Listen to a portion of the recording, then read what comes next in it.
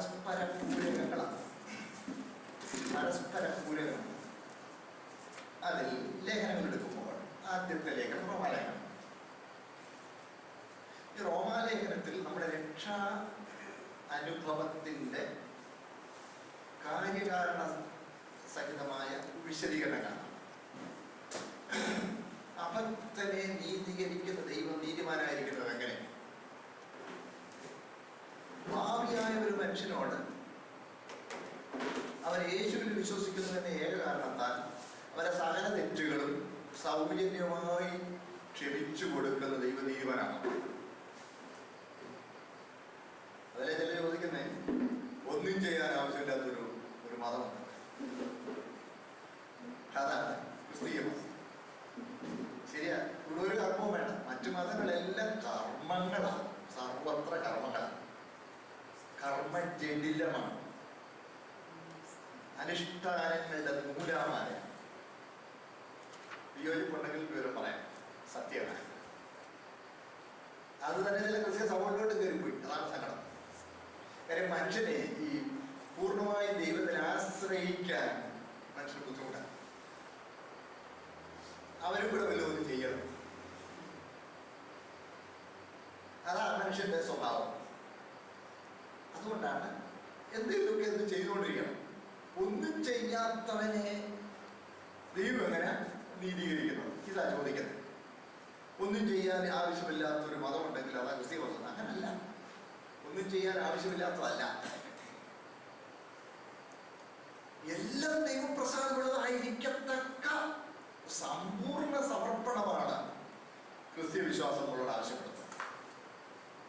മറ്റ് മതങ്ങളിൽ വിശേഷപ്പെട്ട ദിവസങ്ങളിലോ ദിവസത്തിന്റെ പ്രത്യേകമായ സന്ദർഭങ്ങളിലോ നിയമിക്കപ്പെട്ട ചില കർമ്മങ്ങൾ, അതിൻ്റെ ആചാരങ്ങൾ തെറ്റാതെ ചെയ്താൽ മതി. ശരിയല്ലേ?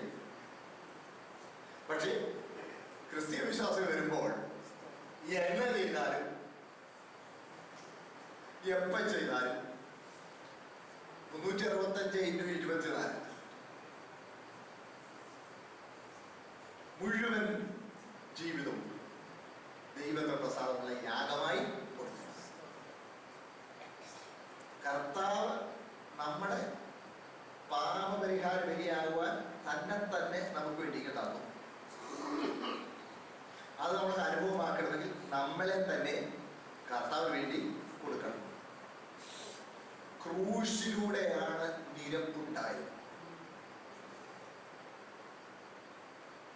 അതാണ് കർത്താവിലേക്ക് കടന്നു വരുന്ന ഒരുവൻ ക്രൂശിലോട്ടാണ് ചെല്ലുന്നത്. ക്രൂശ് മരണത്തിന്റെ അനുഭവമാണ്. പഴയതിനെ മരിക്കണം, തൊട്ടടുത്ത് ഉയർത്തെഴുന്നേൽപ്പ.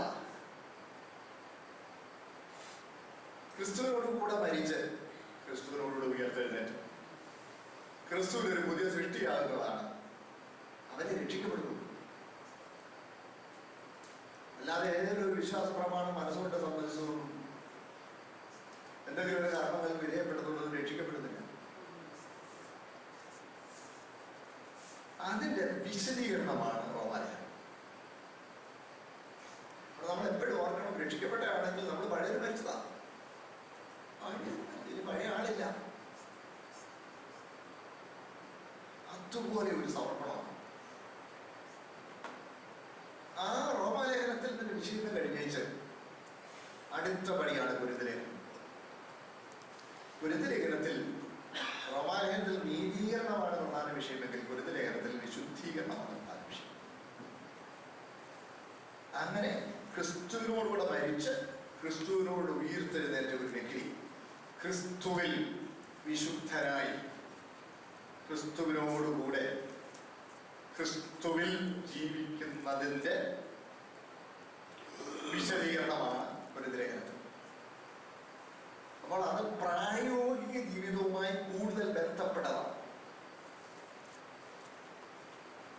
റോമാലേഖനത്തിൽ 1-ാം അധ്യായം 11-ാം അധ്യായത്തിലുള്ള ഭാഗം താത്വികമായിരുന്നെങ്കിൽ 12-ാം അധ്യായം മുതൽ പ്രായോഗിക തലത്തിലേക്ക് കടന്നു. കുരിന്ത്യലേഖനത്തിലേക്ക് വരുമ്പോൾ ആ പ്രായോഗിക തലം വളരെ വിശദമായി വിവരിക്കപ്പെട്ടിരിക്കുന്നു. അവിടെ ഈ വെറുതെ പ്രായോഗിക ജീവിതവുമായി ബന്ധപ്പെട്ട വിഷയങ്ങൾ നമുക്ക് കാണാം. ഇപ്പൊ 7-ാം അധ്യായത്തിന് എടുത്താട്ടെ. 7-ാം അധ്യായത്തിൽ അവരതിനെ സംബന്ധിച്ച് അവരുടെ പ്രായോഗിക ജീവിതത്തിന്റെ അനുഭവങ്ങളിൽ നിന്ന് അവർ കുറെ ചോദ്യങ്ങൾ ചോദിച്ചു.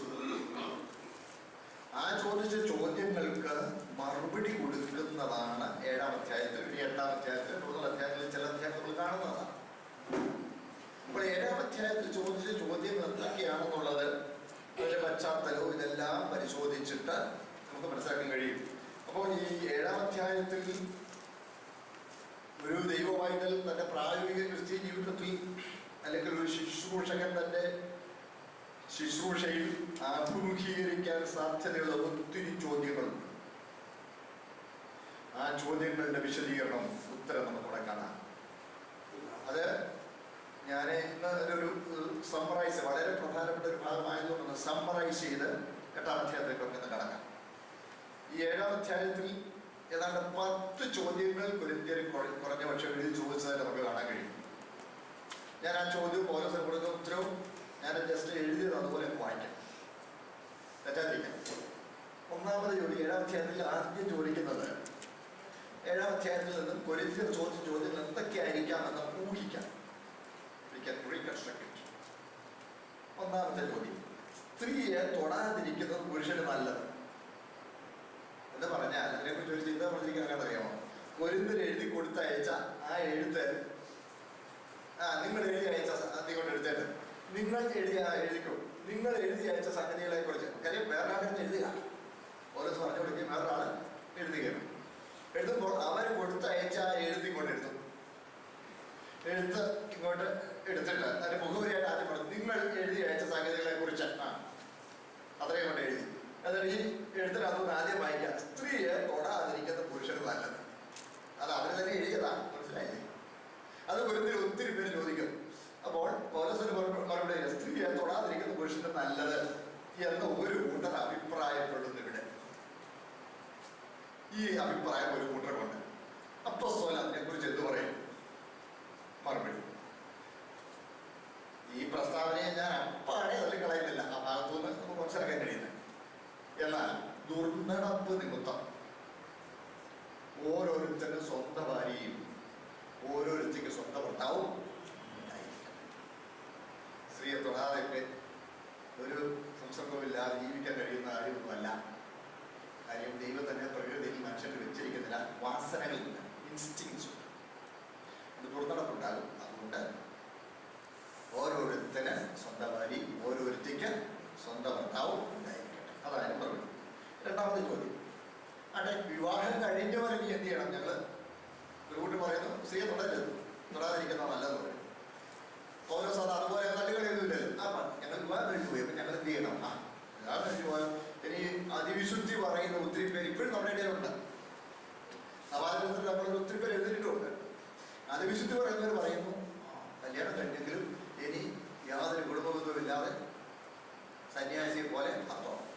വിവാഹം കഴിഞ്ഞവർ അവരോട് മറുപടി, വിവാഹം കഴിഞ്ഞവരെന്ത് ചെയ്യണം എന്നുള്ള മറുപടി. ഇവിടെ കസേരയുണ്ട്, ഇവിടെ 2 കസേരയുണ്ട്, ഇവിടെ വേറെ കസേരയുണ്ട്, ഇവിടെ 3-4 കസേരയുണ്ട്.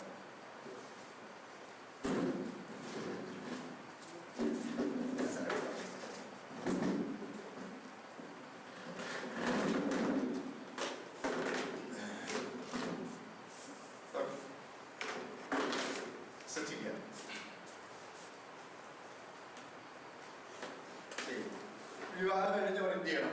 മറുപടി, ഭാര്യ ഭർത്താവിനും ഭർത്താവ് ഭാര്യയ്ക്കും കടപ്പെട്ടത് ചെയ്തു.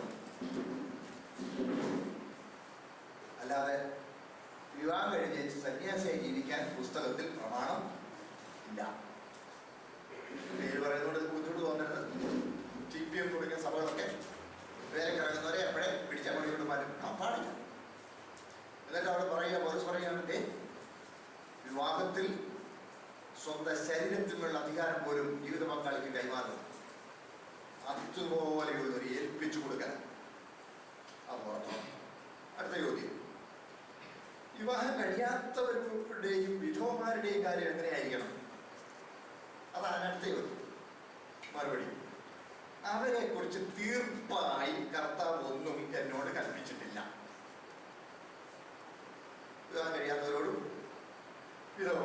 അവരെയും കുറിച്ച്. എന്നാൽ അവർ അങ്ങനെ തന്നെ പാർത്തുകൊണ്ടാൽ അവർക്ക് കൊള്ളാം എന്ന് എൻ്റെ അഭിപ്രായം. ജിതേന്ദ്രിയത്വം ഇല്ലെങ്കിൽ അവർ വിവാഹം കഴിക്കട്ടെ. വിവാഹം കഴിയാത്തവര്, വിവാഹിതമാർ ഒരു വിവാഹം കഴിക്കട്ടെ. എന്നാൽ ജിതേന്ദ്രിയത്വമുണ്ട്, ഒറ്റയ്ക്കങ്ങ് ജീവിക്കാൻ എനിക്ക് പൂർണ്ണ ആത്മനിയന്ത്രണമുണ്ട് എന്ന അതിന്റെ തീരുമാനമെങ്കിൽ അങ്ങനെ ആയിക്കോട്ടെ. ഇവിടെ വിധവാ വിവാഹം, വിധവമാരെ കുറിച്ചും പറയുന്നുണ്ടല്ലോ.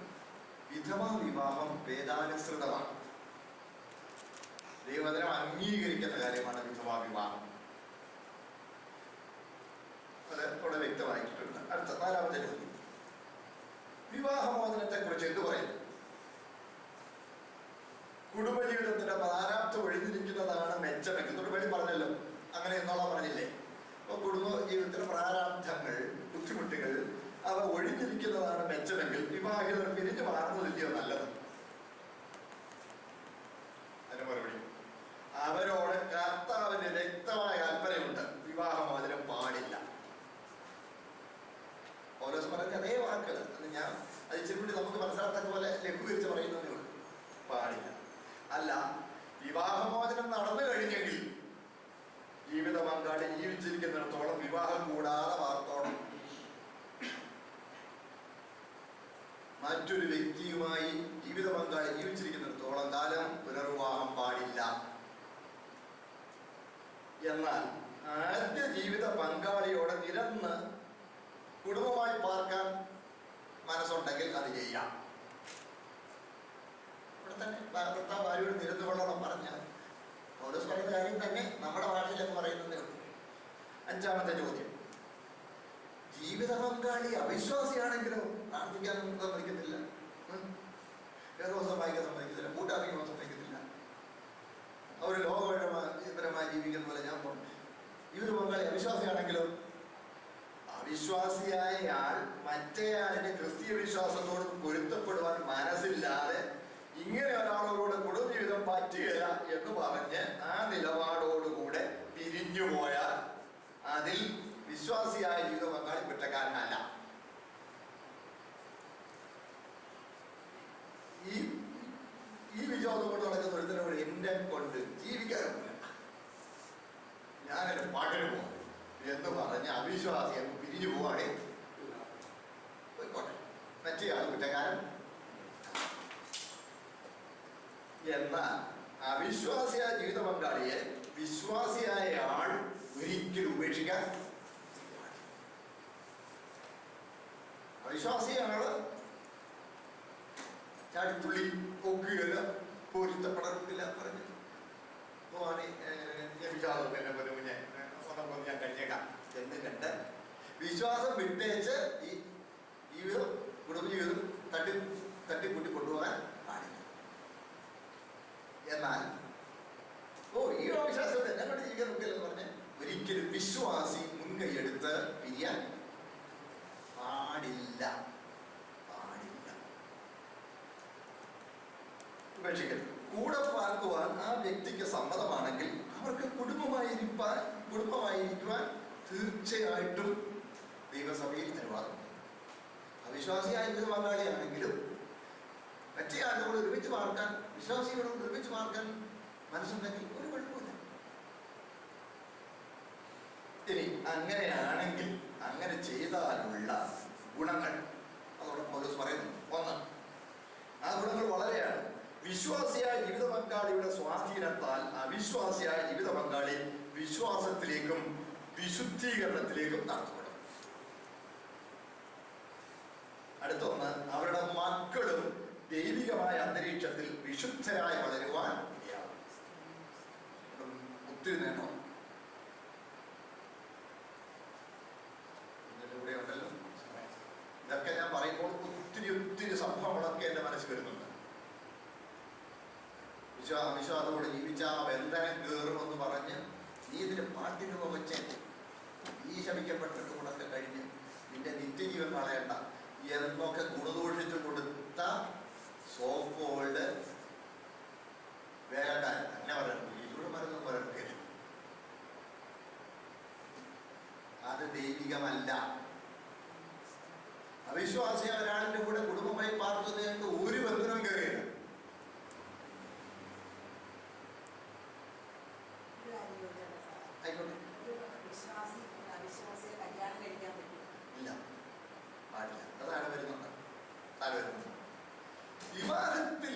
വരുമ്പോൾ വിശ്വാസിയും കൂടെ മാറി. രക്ഷിക്കപ്പെട്ട ശേഷം അവിശ്വാസി ഒരാളുമായി വിവാഹബന്ധം മാറി.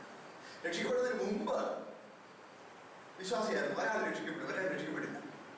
ഒരുമിച്ച് മാറ്റണം.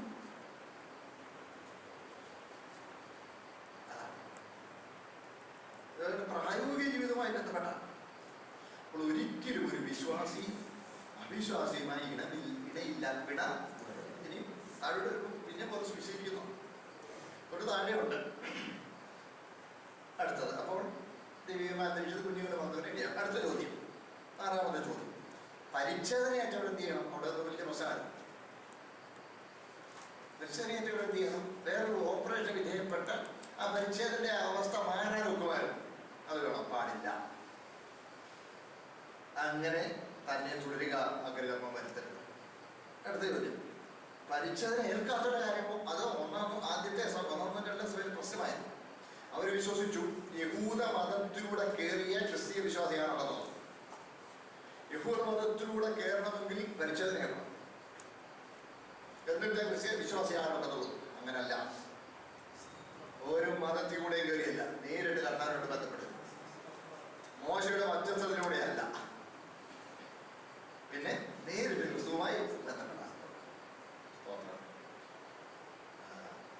അതുകൊണ്ട് ഇതര മതവിശ്വാസത്തിൽപ്പെട്ടവരും നാളെ ക്രിസ്തീയ സമൂഹത്തിൽപ്പെട്ടവരുമായ ആളുകൾ രണ്ടുപേർക്കും ഒരുപോലെയാണ് കർത്താവിലേക്കുള്ള പ്രവേശനം. നാമതേ ക്രിസ്ത്യാനിയും രക്ഷിക്കപ്പെട്ടവരല്ല, ഇതര മതസ്ഥരും രക്ഷിക്കപ്പെട്ടവർ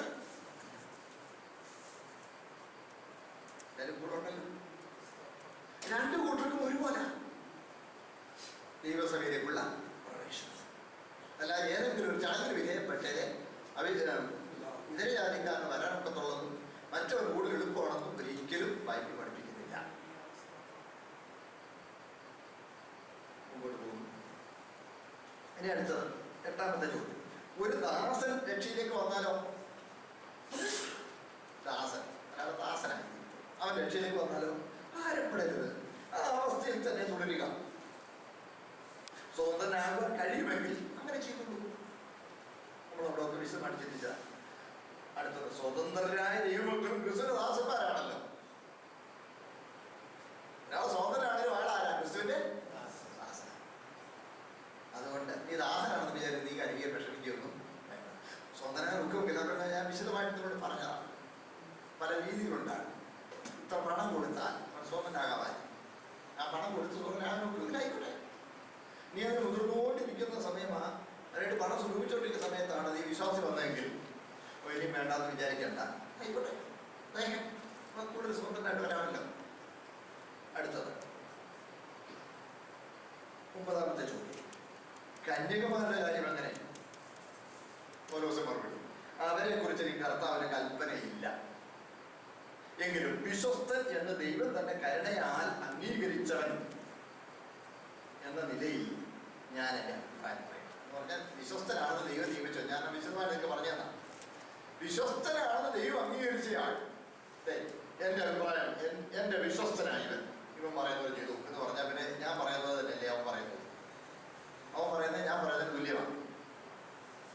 അതാണ് ഞാൻ അങ്ങനെ തന്നെ ഇരിക്കുന്നതാണ് അവർക്ക് നല്ലത്, കന്യകയായിട്ട് ജീവിക്കുന്നത് നല്ലത്. ഇപ്പോഴത്തെ കഷ്ടകരമായ ജീവിതാവസ്ഥ വിവാഹിതരായാൽ ജീവിതത്തിലെ കഷ്ടത വർദ്ധിപ്പിക്കുകയല്ലേ? കാരണം അന്ന് പീഡനങ്ങളുടെ സമയം കടന്നു പോകണം. അതുകൊണ്ട് അങ്ങനെ തന്നെ ഇരിക്കുന്നതാണ് അവരുടെ ജീവിതത്തിൽ കഷ്ടത ഒഴിഞ്ഞിരിക്കാൻ. മറ്റൊരു കാര്യം, കാലം ചുരുങ്ങിയിരിക്കുന്നു. കർത്താവിന്റെ വരവ് വളരെ അടുത്ത് സംഭവിക്കും. അത് എപ്പോഴാണെന്ന് അറിയുന്നില്ല.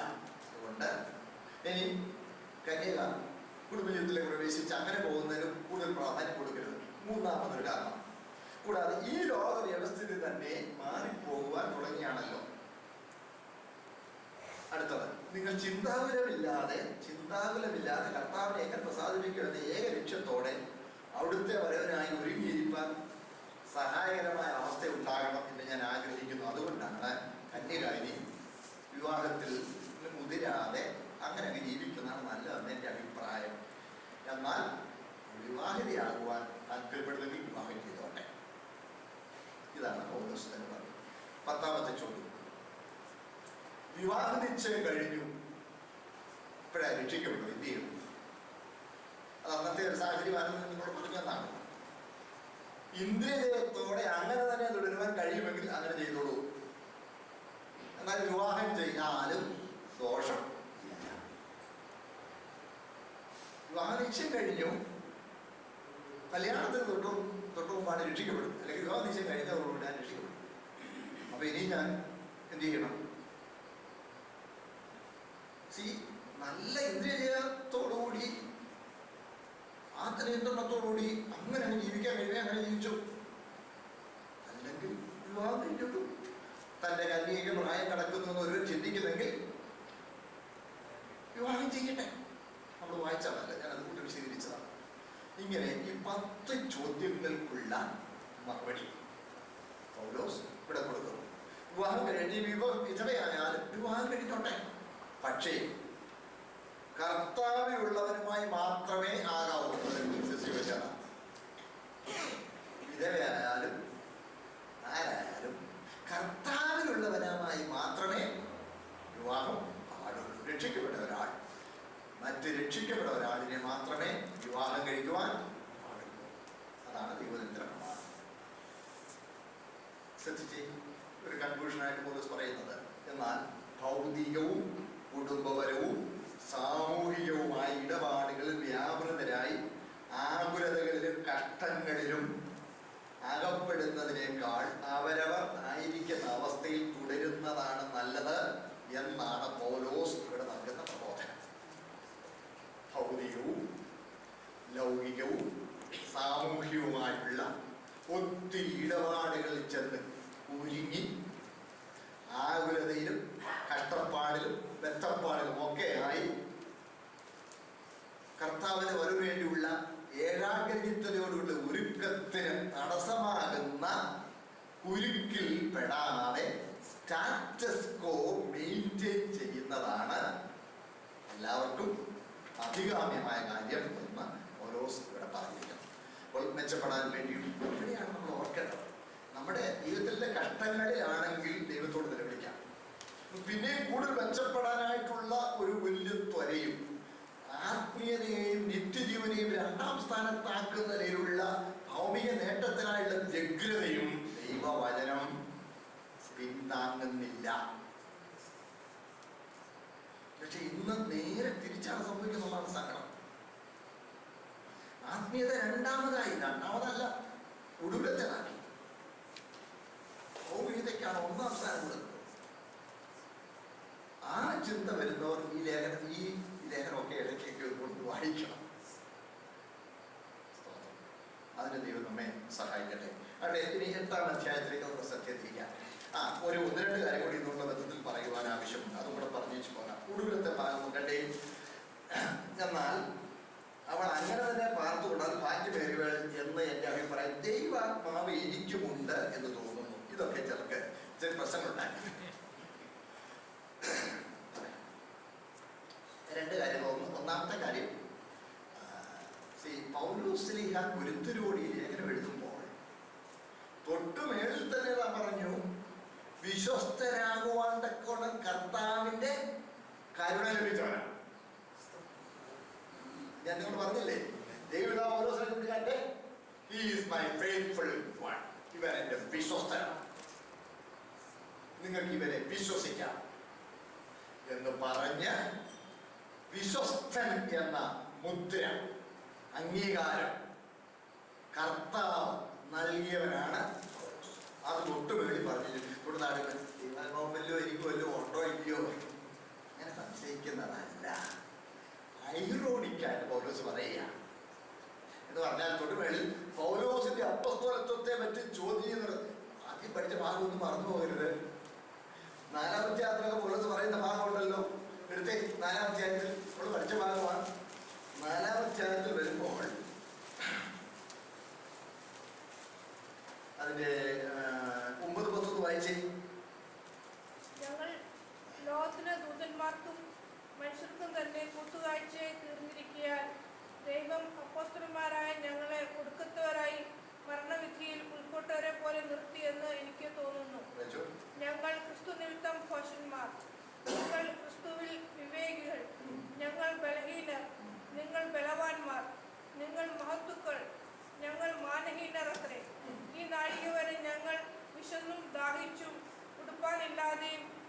കൊണ്ടും സ്ഥിരവാസം കൂടാതെയും ഇരിക്കുന്നു. സ്വന്തം കൈയാൽ വേല ചെയ്ത് അധ്വാനിക്കുന്നു. ശകാരം കേട്ടിട്ട് ആശീർവദിക്കുന്നു. ഉപദ്രവം ഏറ്റിട്ട് സഹിക്കുന്നു. ദൂഷണം കേട്ടിട്ട് നല്ല വാക്ക് പറയുന്നു. ഞങ്ങൾ ലോകത്തിന്റെ ചൗറ് പോലെയും ഇന്നുവരെ സകലത്തിന്റെയും അഴുക്കായും തീർന്നിരിക്കുന്നു. ഈ അവസ്ഥയാണ് ഇപ്പോൾ കൊരിന്ത്യരുടെ മുമ്പിൽ ഇവൻ പൗലോസിന്റെ അപ്പസ്തോലത്വത്തെ ചോദ്യം ചെയ്യുന്ന ഒത്തിരി പേര് കൊരിന്ത്യരുണ്ടായിരുന്നു. ഒത്തിരി പേര്. അതിന്റെ 8-ാമത്തെ വാക്യത്തിൽ ഇത്ര ക്ഷണത്തിൽ നിങ്ങൾ സമ്പന്നന്മാരായി ഞങ്ങളെ കൂടാതെ വാഴുന്നവരായി. അയ്യോ, നിങ്ങളോടുകൂടെ ഞങ്ങളും വാഴേണ്ടതിന് നിങ്ങൾ വാഴുമെങ്കിൽ കൊള്ളായിരുന്നു. ഇങ്ങനെ പൗലോസിന്റെ അപ്പസ്തോലത്വത്തെ പോലും ചോദ്യം ചെയ്യുന്നവർ ഉണ്ടായിരുന്ന സഭയിൽ പൗലോസ് തന്നെ കുറിച്ച് തന്നെ പറയുക, വിശ്വസ്തരാകാൻ കരുണ ലഭിച്ചവൻ എന്ന് പറഞ്ഞ് നല്ല ദൈവഹിതപ്രകാരമുള്ള പ്രബോധനോട് പറഞ്ഞില്ലേ. ഒടുവിൽ പറയും, ആത്മാവ് എനിക്കുണ്ടെന്ന് തോന്നുന്നു കേട്ടോ. അതിരിച്ചിരി ഐറോണിക്കായിട്ട് താൻ ദൈവാത്മാവിനാൽ തന്നെയാണ് പറയുന്നതെന്ന് ഉറപ്പിക്കുകയാണ്, അല്ലാതെ സംശയമല്ല. അത് ഗ്രീക്കിൽ ഒരു ഐറോണിക് കമന്റാണ്. മലയാളത്തൊക്കെ തർജ്ജമ വരുമ്പോഴത്തേക്ക് നമുക്ക് ഇച്ചിരി സംശയം പോലെ അങ്ങനല്ല. ഒരു കൃതി അത് ആ ആധികാരികത ഒന്നുകൂടി ഉറപ്പിക്കുന്നതാണ്.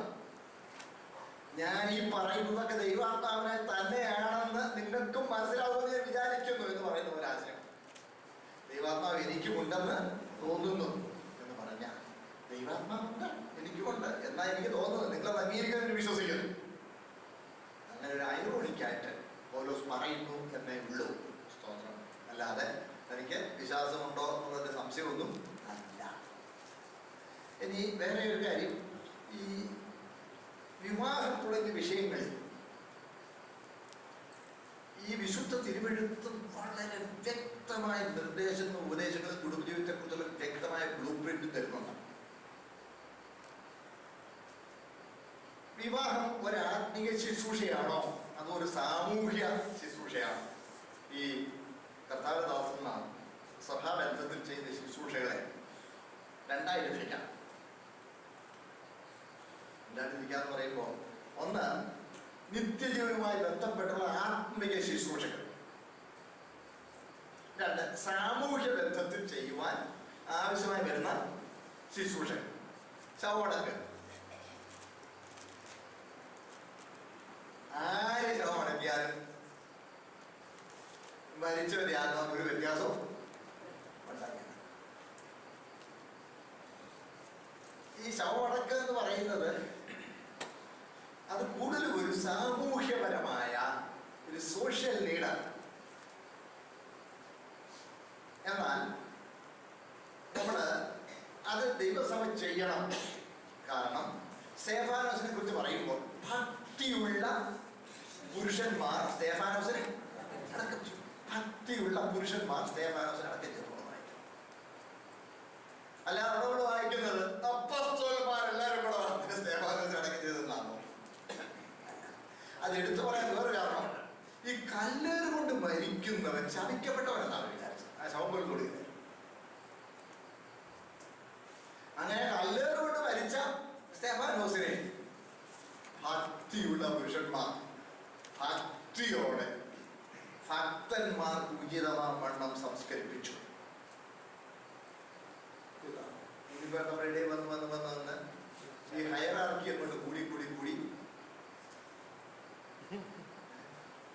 വെല്ലുവിളി വല്ലതും കൊണ്ട് ശവമടക്കിയാൽ നേരെ വലത് ഭാഗത്ത് റേഷൻ കിട്ടിയത് പോലുള്ള ഒരു രീതിയാണ്. അതുപോലെ തന്നെ വിവാഹവും. അയ്യോ, സങ്കടമുണ്ട്. ശവസംസ്കാരവും മറ്റും ഒരാഘോഷം പോലാക്കി.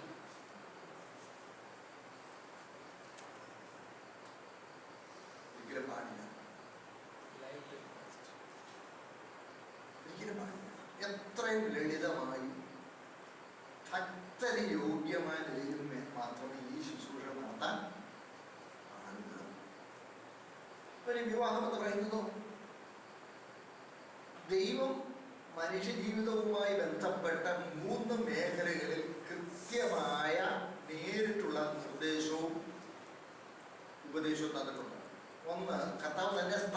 സ്ഥാപിച്ച രീതികൾ. ഒന്ന്, കുടുംബജീവിതം കർത്താവ് സ്ഥാപിച്ചത്. രണ്ട്, മനുഷ്യന് ഉടുപ്പ് ഉണ്ടാക്കി കൊടുത്തത് കർത്താവ്. മൂന്ന്, അവരെ ഭക്ഷണം നിയമിച്ചതും കർത്താവ്. ഈ മൂന്ന് കാര്യമാണ് ഏതിൽ വെച്ച് തന്നെ ദൈവം നിയമിച്ചത്.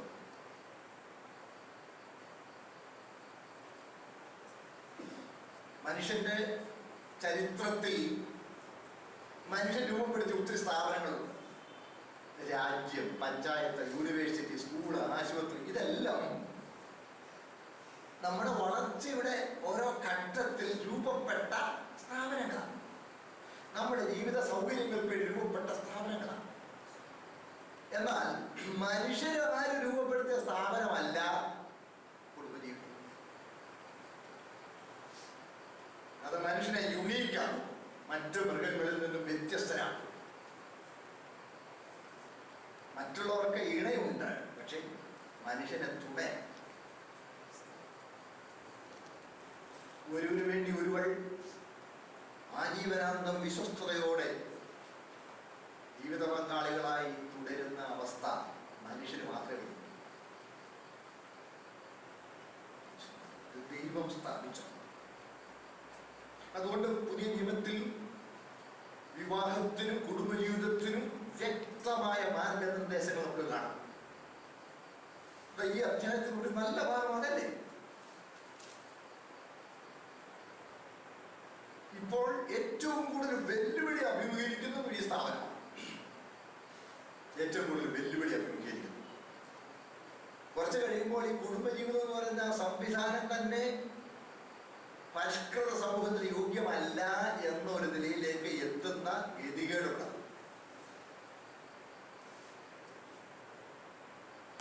നിങ്ങളുടെ കൂടെ തന്നെ ഉണ്ടല്ലോ. പക്ഷെ ദൈവമക്കളെ ആ സോക്കോൾഡ് പരിഷ്കാരങ്ങൾ സ്വാധീനിക്കാൻ പാടില്ല.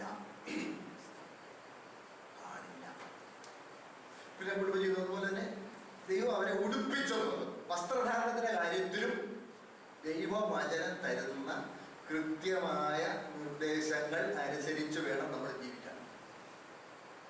മൂന്ന്, ഭക്ഷണം എന്തൊക്കെ കഴിക്കാമെന്ന് ദൈവം അനുവാദം കൊടുത്തു. ആദ്യം കൊടുത്ത ഫ്രൂട്ട്സും നട്ട്സുമാണ്. പാവലി തന്നെ പറഞ്ഞ് തികയത്തില്ല, അതുകൊണ്ട് കാര്യം ചെയ്ത് ഇലയും കൊടുത്തിരുന്നോളാം. അത് കഴിഞ്ഞ് നോഹയുടെ പ്രളയ ശേഷം ഭൂമി ഒന്നുകൂടി അധപ്പതിച്ചുകൊണ്ട് പറഞ്ഞ് തികയത്തില്ല, അവിടെ തെരഞ്ഞെടുക്കപ്പെട്ട മൃഗങ്ങളെ പിടിച്ചിരുന്നോളാം. മനുഷ്യന് അതും നിയമിച്ചു. അതുപോലെ ഈ മൂന്ന് മേഖലകൾ വളരെ ശ്രദ്ധേയമാണ്. കുടുംബജീവിതം ദൈവത്തിന്റെ പ്രമാണം അനുസരിച്ചായിരിക്കും. വസ്ത്രധാരണം ദൈവത്തിന്റെ പ്രമാണം അനുസരിച്ചായിരിക്കും. മൂന്ന്, ഭക്ഷണം സ്തോത്രത്തോടെ അനുഭവിക്കാൻ കഴിയാത്തത് യാതൊന്നും ഭക്ഷിക്കാൻ പാടില്ല. ഈ മൂന്ന് മേഖലകൾ വളരെ പ്രധാനമാണ്. അതിൽ ഒരു മേഖലയായ കുടുംബജീവിതം എന്ന മേഖല വളരെ പ്രാധാന്യതയോടെ ഓരോ ഈ ഭാഗത്തും. ഇനി അടുത്ത 8-ാം തീയതി വരുമ്പോൾ ഭക്ഷണം എന്ന മേഖലയിലൂടെ കടക്കുക. 8-ാം തീയതി വായിച്ചേ, ഒന്നാം വാക്യം വരുന്നത് വായിച്ചേ. വിഗ്രഹങ്ങളുടെ കാര്യം പറഞ്ഞാലോ, നമുക്കെല്ലാവർക്കും അറിവുണ്ട് എന്ന് നമുക്കറിയാം. അറിവ് ചീർപ്പിക്കുന്നു, സ്നേഹമോ ആത്മീക വർധന വരുത്തുന്നു. താൻ വല്ലതും അറിയുന്നു എന്ന് ഒരുത്തനും തോന്നുന്നു എങ്കിൽ അറിയേണ്ടതുപോലെ അവൻ ഇന്നുവരെ ഒന്നും അറിഞ്ഞിട്ടില്ല. ഒരുത്തൻ ദൈവത്തെ സ്നേഹിക്കുന്നു എങ്കിലോ അവനെ ദൈവം അറിഞ്ഞിരിക്കുന്നു. വിഗ്രഹാർത്ഥങ്ങളെ തിന്നുന്നതിനെ കുറിച്ചോ ലോകത്തിൽ വിഗ്രഹം ഏതുമില്ല എന്നും ഏകദൈവമല്ലാതെ ദൈവമില്ല എന്നും നാം അറിയുന്നു. പല ദേവന്മാരും പല കർത്താക്കന്മാരും ഉണ്ട് എന്ന് പറയുന്നുവല്ലോ. എന്നാൽ ആകാശത്തിലോ ഭൂമിയിലോ ദേവന്മാർ എന്ന പേരുള്ളവർ ഉണ്ടെന്ന് വരികിലും പിതാവായ ഏകദൈവമേ നമുക്കുള്ളൂ. അവൻ സകലത്തിനും കാരണഭൂതനും നാം അവനായി ജീവിക്കേണ്ടതും ആകുന്നു. യേശുക്രിസ്തു എന്ന ഏക കർത്താവും നമുക്കുണ്ട്. അവൻ മുഖാന്തരം സകലവും അവൻ മുഖാന്തരം നാമുമാകുന്നു. എന്നാൽ എല്ലാവരിലും ഈ അറിവില്ല. ചിലർ ഇന്നുവരെ വിഗ്രഹപരിചയം ഹേതുവായി വിഗ്രഹാർപ്പണം എന്ന് വെച്ച് തിന്നുന്നു. അവരുടെ മനസാക്ഷി ബലഹീനമായാൽ മലിനമായി തീരുന്നു. എന്നാൽ ആഹാരം നമ്മെ ദൈവത്തോട് അടുപ്പിക്കുന്നില്ല. തിന്നാഞ്ഞാൽ നമുക്ക് നഷ്ടമില്ല, തിന്നാൽ ആദായവുമില്ല. എന്നാൽ നിങ്ങളുടെ ഈ സ്വാതന്ത്ര്യം ബലഹീനന്മാർക്ക് യാതൊരു വിധത്തിലും തടങ്കലായി വരാതിരിക്കാൻ നോക്കുവിൻ. അറിവുള്ളവനായ നീ ക്ഷേത്രത്തിൽ ഭക്ഷണത്തിന് ഇരിക്കുന്നത് ഒരുത്തൻ കണ്ടാൽ ബലഹീനനെങ്കിൽ അവന്റെ മനസാക്ഷി വിഗ്രഹാർപ്പണങ്ങളെ തിന്നുവാൻ തക്കവണ്ണം ഉറക്കിയില്ലയോ? ആർക്കു വേണ്ടി ക്രിസ്തു മരിച്ചുവോ ആ ബലഹീന സഹോദരൻ ഇങ്ങനെ നിന്റെ അറിവിനാൽ നശിച്ചു പോകുന്നു. ഇങ്ങനെ സഹോദരന്മാരുടെ നേരെ പാപം ചെയ്ത് അവരുടെ ബലഹീന മനസാക്ഷിയെ ദണ്ഡിപ്പിക്കുമ്പോൾ നിങ്ങൾ ക്രിസ്തുവിനോട് പാപം ചെയ്യുന്നു. ആകയാൽ ആഹാരം എൻ്റെ സഹോദരന് ഇടർച്ചയായി തീരുമെങ്കിൽ എൻ്റെ സഹോദരനെ ഇടർച്ച വരുത്താതിരിക്കേണ്ടതിന് ഞാൻ ഒരു നാളും മാംസം തിന്നുകയില്ല. വളരെ നന്ദി. ഈ ഒരധ്യായത്തിൽ മുഴുവൻ ഈ കാര്യമാണ്. ഒരു കാര്യം സച്ചിരുന്ന് കൊണ്ടുവന്നോട്ടെ. അതിന്റെ ഒന്നാമത്തെ വാചകം വിഗ്രഹാർപ്പണത്തിന്റെ കാര്യം പറഞ്ഞാലോ, അത് കഴിഞ്ഞിട്ട് പിന്നെയും നരവാക്യത്തിൽ വിഗ്രഹാർപ്പണങ്ങളെ തിന്നുന്നതിനെ കുറിച്ചോ. അപ്പൊ ഇതിന് രണ്ടിനും, ഈ രണ്ട് പ്രസ്താവനയുടെയും ഇടയ്ക്ക് പറയുന്ന ഭാഗം അതിന് പശ്ചാത്തലം ഒരുക്കുക. ഈ പ്രധാന വിഷയം അവിടെ തുടങ്ങി അവരെഴുതി ചോദിച്ച വിഗ്രഹാർപ്പണങ്ങളെ കുറിച്ച് എഴുതി ചോദിച്ചപ്പോൾ അതിനെക്കുറിച്ച് കൊണ്ട് പറഞ്ഞ് തുടങ്ങിയേച്ച് ഇനി അതിനേക്കുള്ള ഉത്തരം കൊടുക്കണമെങ്കിൽ ഇവരുടെ മനസ്സൊന്ന് ഒരുക്കാൻ ഒരു പശ്ചാത്തലം ഒരുക്കണം. അപ്പോൾ ആ പ്രധാന വിഷയത്തിൽ തുടരുന്നതിന് മുമ്പ് മനസ്സ് ഒരുക്കാനായി പറയുന്ന ചില പ്രധാന കാര്യങ്ങൾ എന്തൊക്കെയാ? ഒന്ന്, നമുക്കെല്ലാവർക്കും അറിവുണ്ട് എന്ന് നമുക്കെല്ലാവർക്കും അറിയാം. ഒരു ഭയങ്കര ഗവൺമെന്റിലായിരുന്നു, ഭയങ്കര അഹങ്കാരികളായിരുന്നു. അറിവ് ചീർപ്പിക്കണം. ഇവിടെ ഈ അറിവിന്റെ പുറകെയല്ല പോകേണ്ടത്. പിന്നെ സ്നേഹമോ ആത്മീയവർദ്ധന വരുത്തും.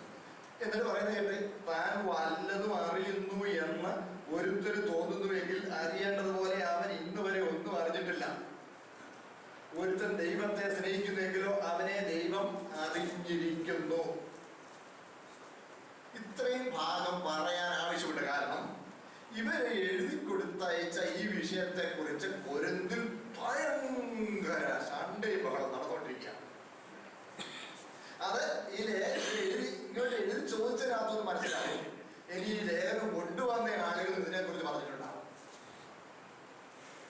അതുകൊണ്ട് ഇതിനെക്കുറിച്ച് പൗലോസ് തന്റെ അഭിപ്രായം പറയണമെങ്കിൽ ആദ്യം ഇവിടെ മനസ്സൊന്ന് ഒരുക്കണം. അവരെല്ലാം ഭയങ്കര അറിവുള്ളവരാണ്. കാര്യം പൗലോസിനടുത്ത് ഈ വിഷയം അയക്കാൻ ആവശ്യമില്ല, ഞങ്ങൾക്ക് അറിയാമെന്ന് പോലും പറഞ്ഞവരോടുണ്ടാകും. കാര്യം ഇന്നത്തെ പോലെ എളുപ്പം ഒരു ഫോൺ ചെയ്താൽ കാര്യം കഴിയുന്ന ഇന്ന് എളുപ്പം വിവരം അറിയില്ല. അന്നതൊക്കെ നിങ്ങൾ പറഞ്ഞിട്ടുണ്ടെന്നാണ് എൻ്റെ ഓർമ്മ.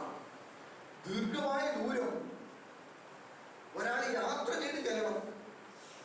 അതും ഇത് എഴുതി ഒപ്പിക്കാന്ന് പറഞ്ഞ ആരെക്കാളുമാണ്. ഇതിപ്പോ എന്തൊരു സൗകര്യമാണ്. പക്ഷേ നമ്മുടെ എടുത്ത പേരാണ് സൗകര്യമില്ല. എഴുത് കടലാസ് ചുമ്മാ വലിച്ചെറിയും. പക്ഷെ അന്ന് writing materials were not that abundant and also they were not cheap. They were very rare and costly. എഴുതാൻ ഉപയോഗിക്കുന്ന വസ്തുക്കൾ ഭയങ്കര വിലയുള്ളതും വളരെ അപൂർവമാണ്. അതുകൊണ്ട് ഇത്രയും ബുദ്ധിമുട്ടി ഇവർ എഴുതാൻ ആവശ്യം. ഇത് നമുക്ക് അറിയാമെന്ന് ഇതൊക്കെ പോകണം. ഓരോ പുസ്തകത്തിൽ ജോലി ചെയ്യുന്നവരുണ്ടായിരുന്നു. ഇനി അത് താഴോട്ട് വരുമ്പോൾ പിന്നെ അത് പറയുന്നു നമുക്കൊക്കെ ഇതറിയാം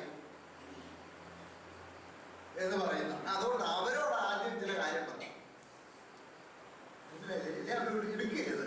അതാ പറയുന്നത് കേട്ടോ.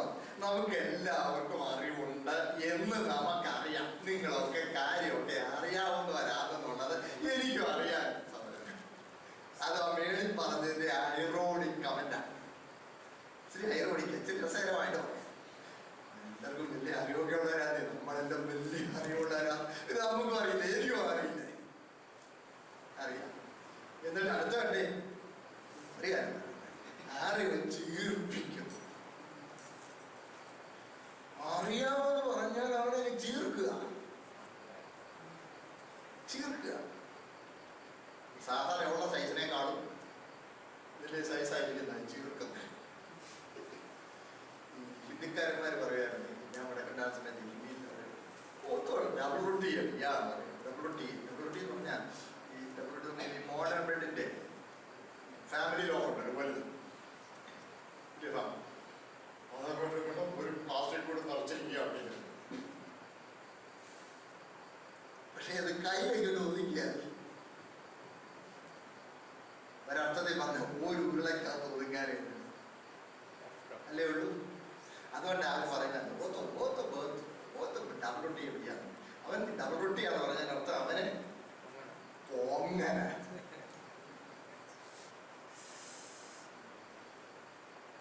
അറിവ് ചേർപ്പിക്കണം. ബുദ്ധിമുട്ടിരിക്കുക. ഇതുകൊണ്ട് ഇത് എല്ലാവർക്കും ഒക്കെ അറിയാവുന്ന നമുക്കും അറിയാം. പക്ഷേ ഈ അറിവ് കൊണ്ട് ഇങ്ങനെ തീർക്കാനേ ഒക്കെ ഉള്ളൂ. പക്ഷേ വേറൊരു കാര്യം കൊണ്ടാണ്. എന്താ സ്നേഹമോ? അതുകൊണ്ട് ഒരു കാര്യം ഓർത്തോളം, ആദ്യോത്തരയ്ക്കുള്ളത് ആലോചിച്ചോണം എന്ന് പറഞ്ഞ് പശ്ചാത്തലം ഒരുക്കുക.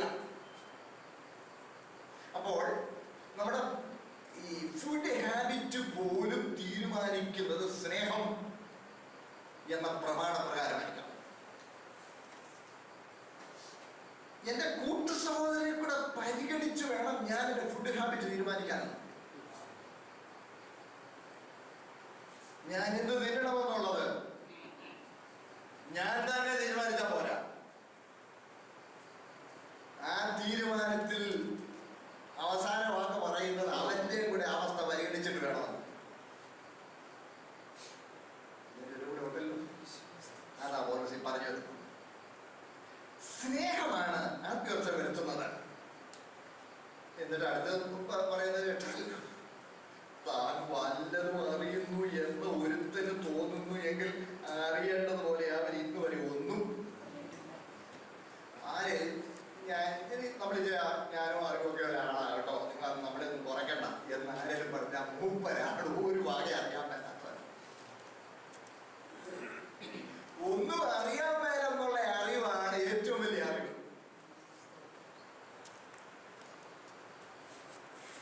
ആളുകൾ അറിയും തോറും വിനയമുള്ളവർ. കേട്ടിട്ടുണ്ടായിരിക്കുമല്ലോ, ഈ പാടത്തോട് നോക്കിയാൽ ചില കഥ ഇങ്ങനെ നിൽക്കുന്നതാണ്. അതിനകത്തൊരു ഗുരുവില്ല, ഏറ്റവും വളർന്നു കിടക്കുന്നതാണ് ഏറ്റവും നിറഞ്ഞത്. ശരിയല്ലേ? ഇതുപോലെ വല്ലോ അറിയാതെ വല്ലവർക്കും തോന്നുന്നുണ്ടെങ്കിൽ അവൻ ഇന്ന് വരെ ഒന്നും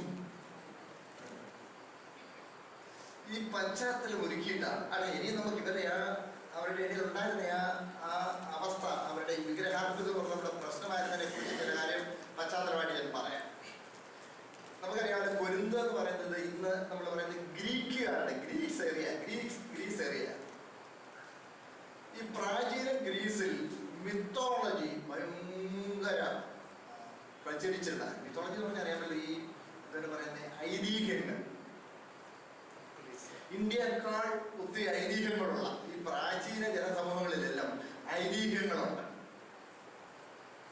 ഇന്ത്യയിൽ ഒത്തിരി ഐതിഹ്യങ്ങളുണ്ട്. നമുക്കറിയാമല്ലോ, നമ്മുടെ ഇടയിലെ പല അതൊരു വിശ്വാസം പോലെ, ശാസ്ത്രം പോലെ നമ്മുടെ ആളുകൾ ചിലപ്പോൾ എടുക്കുന്നത്.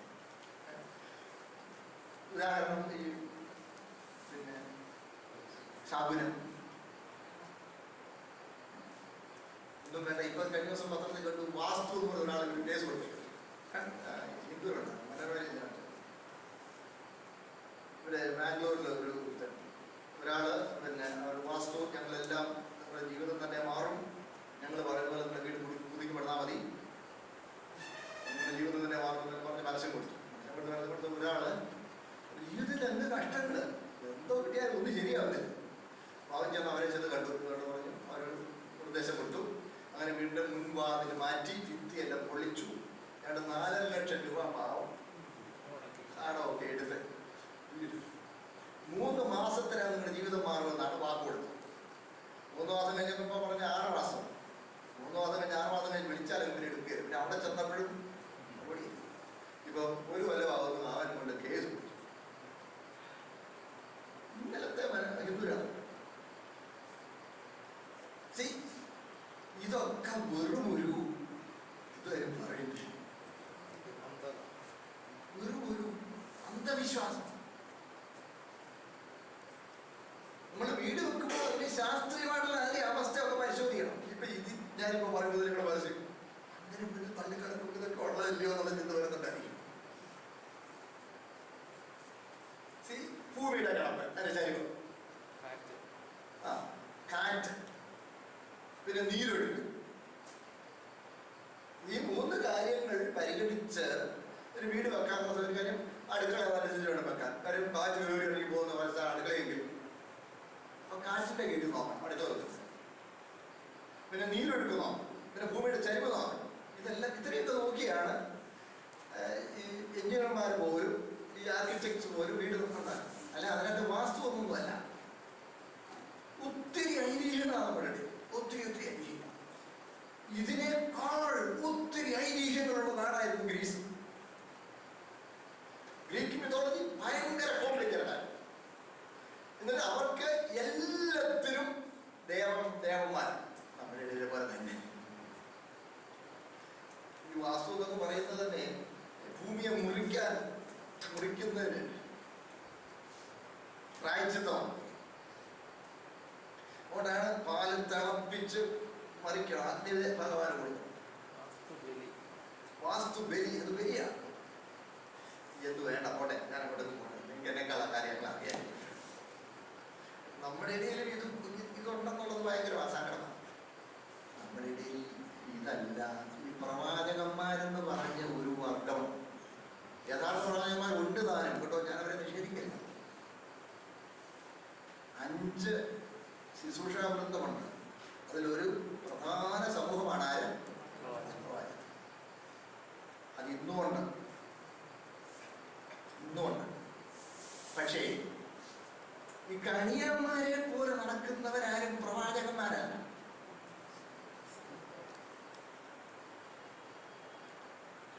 നിങ്ങളുടെ വീട്ടിൻ്റെ അവിടെ ഞാൻ ഗൾഫ് വെച്ചപ്പോൾ കഴിഞ്ഞു ഈ 14 ഞാൻ ഗൾഫ് വെച്ചിട്ട് കൺവെൻഷൻ പോയപ്പോൾ ഒരു വീട്ടിൽ ഞാൻ ദേവദാസ് വന്നു. ഞാൻ അവരുടെ പ്രസംഗം പറഞ്ഞപ്പോൾ ഒരു പ്രവാചകൻ അവിടെ വന്നെന്ന് അവരെ വീട്ടിലെ സഹായം നിങ്ങളുടെ വീടിൻ്റെ മുമ്പോട്ട് ഇറങ്ങുമ്പോൾ വഴിക്ക് ഇടത്തുവശത്തായിട്ട് കിണർ. അതെ ശരി. അതിനിപ്പോൾ ഇത്ര പൊടി തെളിഞ്ഞ് കിടപ്പുണ്ട്, അതിന് താഴോട്ട് വെള്ളമുണ്ട്. അത് ഞാൻ അറിയാൻ പറ്റും.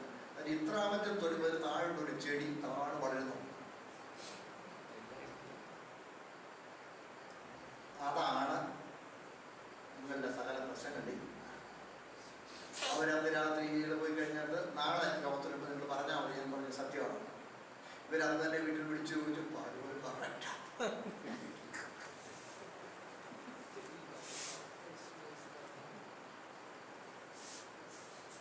ഇവര് നമ്മുടെ ഭാര്യ ഭർത്താവ് തമ്മിൽ അതിനെക്കുറിച്ച് ഇങ്ങനെ ഷണ്ടയാണ്. ഭാര്യ പറഞ്ഞു വെള്ളമാമേ, ആ ദേവദാസ് ഞങ്ങൾ നാട്ടിൽ ചെല്ലുമ്പോൾ 3 ദിവസം ഉപവാസിരിക്കട്ടെ.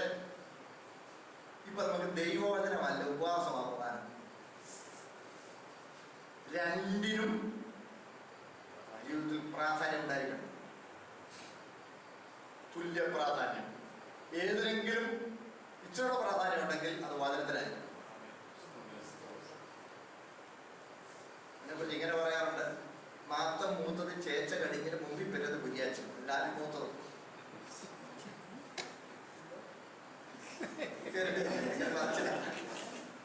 മാത്തൻ മൂത്തത് ചേച്ച കടിഞ്ഞു വരും, മുമ്പിൽ പറ്റത് കുരിയാച്ചു.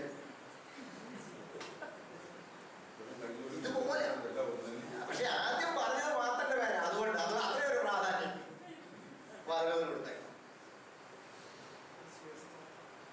ഞാനൊന്ന് ചോദിക്കട്ടെ, നിങ്ങൾ ദൈവവചനം വായിക്കുന്നതിനാണോ ഉപവാസ പ്രാർത്ഥനകളിൽ സംബന്ധിക്കുന്നതിനാണോ കൂടുതൽ പ്രാധാന്യം കൊടുക്കുന്നത്? നിങ്ങൾ വ്യക്തിപരമായി ഉപവസിച്ച് പ്രാർത്ഥിക്കാറുണ്ടോ, അതോ ആരെങ്കിലും നടത്തുന്ന ഉപവാസ പ്രാർത്ഥനയിൽ പോയി സംബന്ധിക്കുകയാണ്? ഉപവാസ പ്രാർത്ഥന എന്ന് പരസ്യപ്പെടുത്തുന്നു, പക്ഷെ അവിടെ നടക്കുന്നു ഉപവാസമല്ല. ആരും ഉപവസിക്കുന്നു എന്ന് അറിയാൻ മേല. ചിലവർ റിലേ ഉപവാസമുണ്ട്. ഇന്ന് എ ഇന്ന് ഉപവസിച്ചു, ബി നാളെ ഉപവസിച്ചു. ഞാൻ 40 പേരുണ്ടെങ്കിൽ 40 ദിവസമായില്ലേ?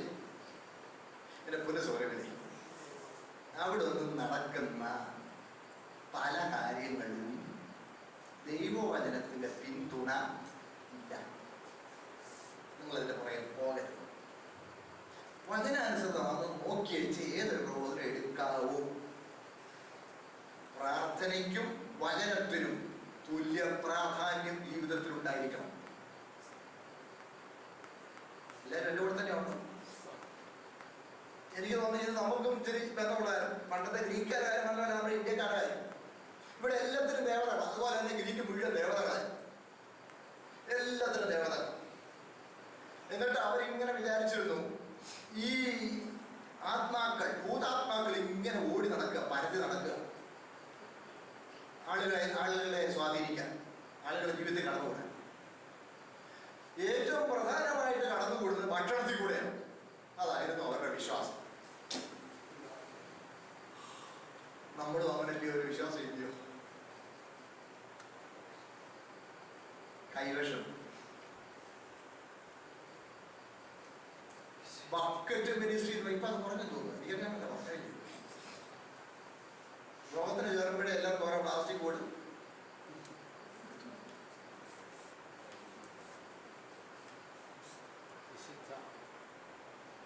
ഉണ്ടോ എനിക്ക് അറിയില്ല.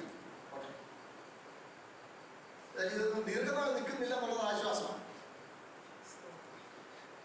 എന്താ പ്രശ്നം? കൈവശം. എന്തോ ഈ കൈവശം? ഭക്ഷണത്തിനകത്തൂടെ പിശാച് കയറിയുന്നു. ഞാനിങ്ങനെയുള്ള ആളുകളോട് ചോദിക്കാറുണ്ട്, ഒരു പിശാചിനെ ഒരു പഴത്തിനകത്ത് വെച്ച് വിഴുങ്ങാൻ ഒക്കുമോ?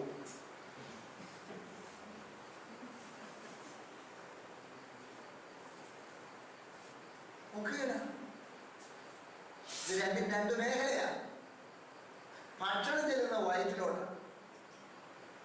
പിശാചിന്റെ സ്വാധീനം ദേഹിയുടെ മണ്ഡലത്തിലാണ്.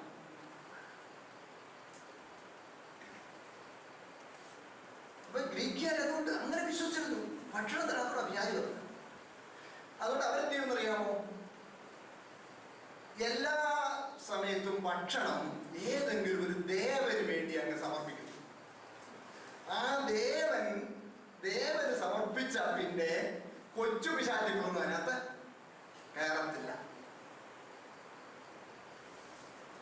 ഒരു കവലയിലെ വലിയ ചട്ടമ്പിക്കാൻ കീഴ്പ്പെട്ട പിന്നെ കൊച്ചി ചട്ടമ്പക്കാരൊന്നും ശല്യം ചെയ്യില്ല എന്ന് പറയുന്നത് ഇത് തന്നെ അവർ വിശ്വസിച്ചു.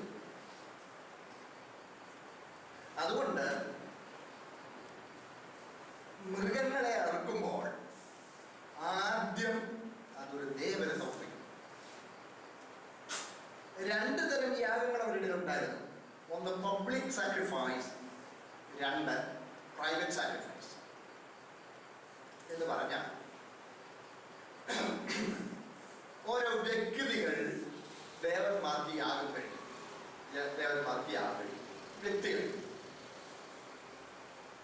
വ്യക്തികൾ ഈ യാഗമൃഗത്തെ പുരോഹിതനെടുത്തുകൊണ്ട് ചെല്ലും. പുരോഹിതനെടുത്തുകൊണ്ട് യാഗം കഴിക്കും. പുരോഹിതൻ അതിനെ യാഗം കഴിച്ചാൽ ചില ഭാഗങ്ങൾ യാഗമെടുത്തിട്ട് ദഹിപ്പിക്കും. കരളോ, അതുപോലെ പ്രധാനമായിട്ട് കരളൊക്കെ എടുത്ത് ദഹിപ്പിക്കുക.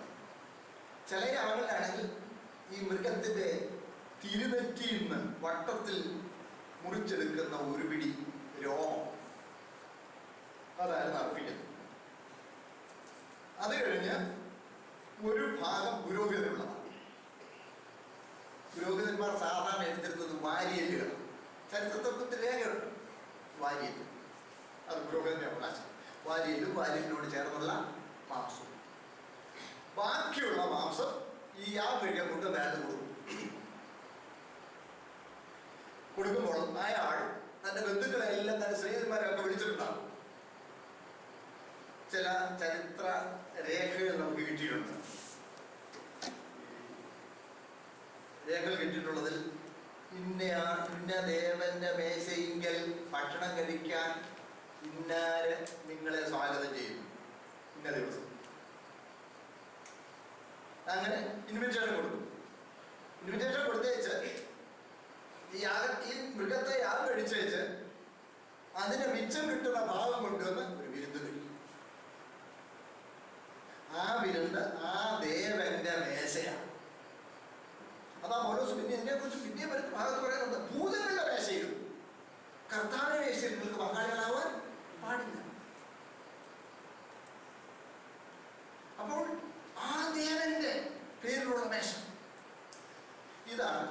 പ്രൈവറ്റ് സാക്രിഫൈസ്, വ്യക്തികൾ. ഇനി പബ്ലിക് സാക്രിഫൈസ് ഉണ്ടായിരുന്നു. അത് അധികാരികളും ക്ഷേത്രങ്ങളും മറ്റും നടത്തുന്ന. അതിന് പറഞ്ഞ പോലെ ചെറിയൊരു ഭാഗം മാത്രം ദഹിപ്പിക്കും, ഒരു ഭാഗം പുരോഹിതൻ. സാധാരണ പുരോഹിതന്മാരെടുത്തിരുന്നത് വാരിയല്ലായിരുന്നു, അത് ചരിത്രത്തിൽ രേഖകളുണ്ട്. ബാക്കി ഭാഗം മാർക്കറ്റിൽ വിൽക്കും, ചന്തയിൽ വിൽക്കും. ചന്തയിൽ വിൽക്കുമ്പോൾ പോയി വാങ്ങിക്കാം. നിങ്ങൾ എൻ്റെ കൂടെ തന്നെ ഉണ്ടല്ലോ.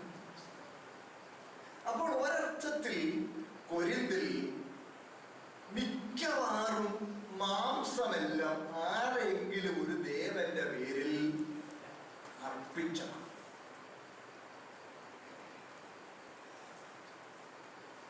ഇതിവിടെ പ്രശ്നമായി. ഒന്നിന്റെ മേൽ അർപ്പിക്കാത്തത് ലഭിക്കാന്ന് പറഞ്ഞാൽ അത് വളരെ വിരളമാണ്. തന്നെയല്ല, ആളുകൾക്ക് ഭയമാണ്. അതിൽ ഏതെങ്കിലും ഒരു ദേവന്റെ പേര് അർപ്പിക്കാതെ ഈ ഭക്ഷണം കഴിച്ചാൽ ഭൂതങ്ങൾ അതിനകത്തൂടെ കയറും. അപ്പൊ ആർക്കെങ്കിലും അർപ്പിച്ചിരിക്കണം. ഇവിടെ തന്നെ ഉണ്ടല്ലോ.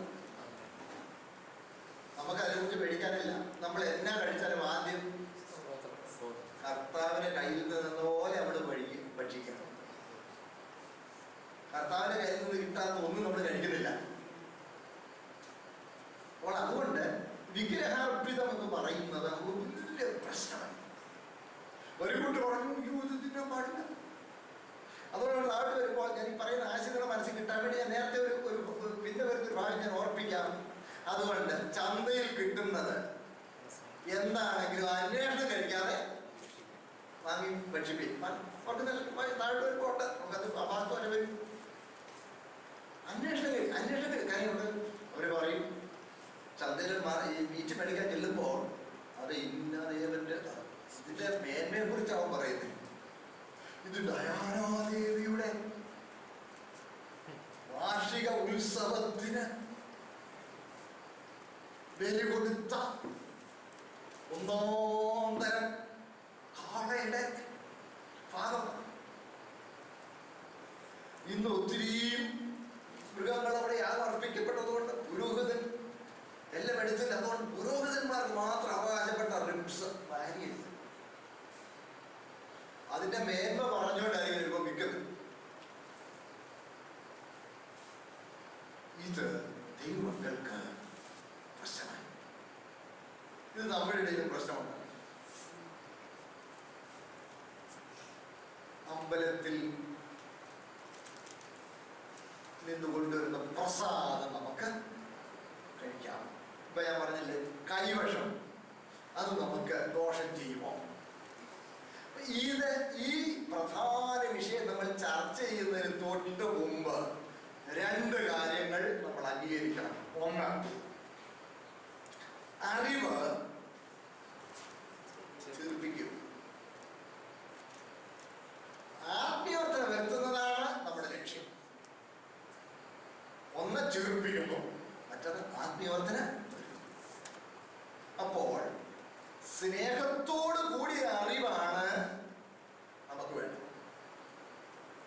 നമ്മുടെ അറിവ് നമ്മൾ ഉൾക്കൊള്ളുമ്പോൾ തന്നെ ആ അറിവ് സ്നേഹത്തിന്റെ ചട്ടക്കൂട്ടിലായിരിക്കണം. സ്നേഹത്തിന്റെ പശ്ചാത്തലത്തിൽ വേണം നമ്മൾ ആ കാര്യം മനസ്സിലാക്കേണ്ടത്. ഇതാണ് ശ്രദ്ധിച്ച് അറിവ് ചീർപ്പിക്കാൻ. പിന്നെ തിരിച്ച് ആ ഭാഗത്തോട്ട് വരാൻ ആവശ്യമുണ്ട്. അതുകൊണ്ട് ഈ നേരമാറ്റുള്ള ഭാഗം കാണാം. വിഗ്രഹാർപ്പിതങ്ങളെ തിന്നുന്നതിനെ കുറിച്ചോ, അടുത്ത ലോകത്തിൽ വിഗ്രഹം ഏതുമില്ല എന്നും ഏകദൈവമല്ലാതെ ദൈവമില്ല എന്നും നാം അറിയുന്നു. പല ദേവന്മാരും പല കർത്താക്കന്മാരും ഉണ്ട് എന്ന് പറയുന്നുവല്ലോ. നമ്മുടെ ഇടയിൽ ഇല്ലയോ? ദൈവമല്ലയോ?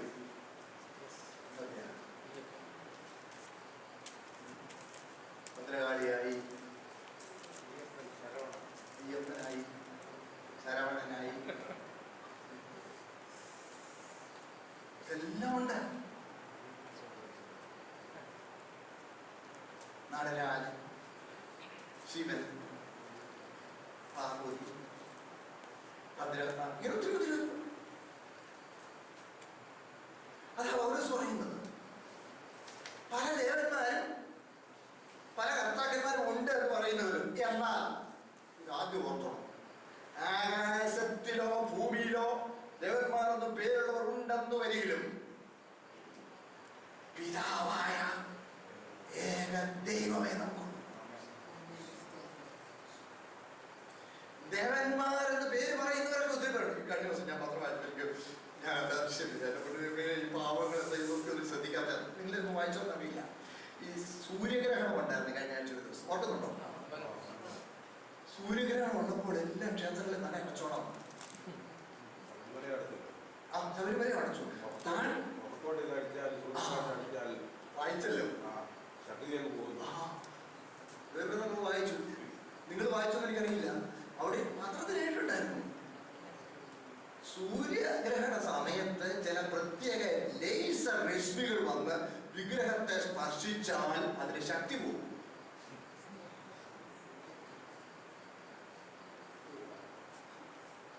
ദൈവമല്ല. ഈ കഴിഞ്ഞ ആഴ്ചത്തെ പത്രം എടുത്ത് വായിച്ചു. ഇതൊക്കെ പറഞ്ഞ ചിലപ്പം പിന്നെ ദേവനിന്ദ നടത്തി എന്ന് പറയുന്നത് അല്ല. എന്നാൽ ഈ വായിക്കുന്ന പൊതുജനങ്ങളിലെങ്കിലും ഒരു ശകലം ഒരു ബോധം ഉണ്ടാകില്ലേ?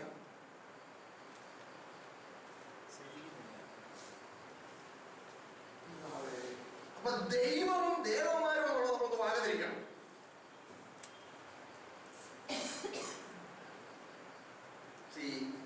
എന്നെ സൺഡേ സ്കൂളിൽ പഠിപ്പിച്ച ഒരു അധ്യാപകൻ പറയുന്നത്, ഒരിക്കലും ദേവാലയം എന്ന് പറയുന്നത് ദൈവാലയം എന്നേ പറയാം.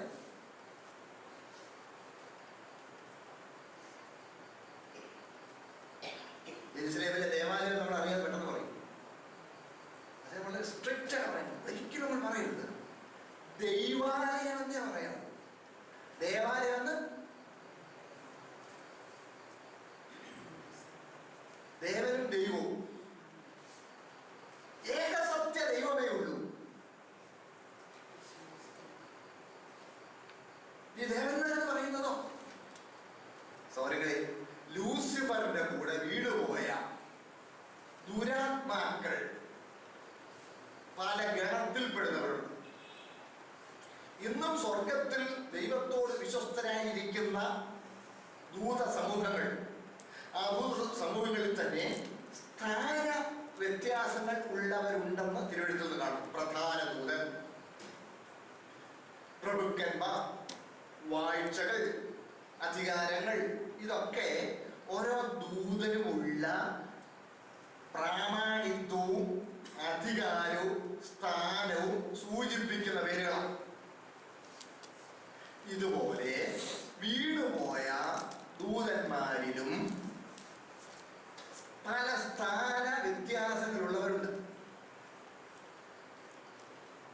ഈ വീണുപോയ പല ദുരാത്മാക്കളും ഓരോ ദേവന്മാരുടെ പേരിൽ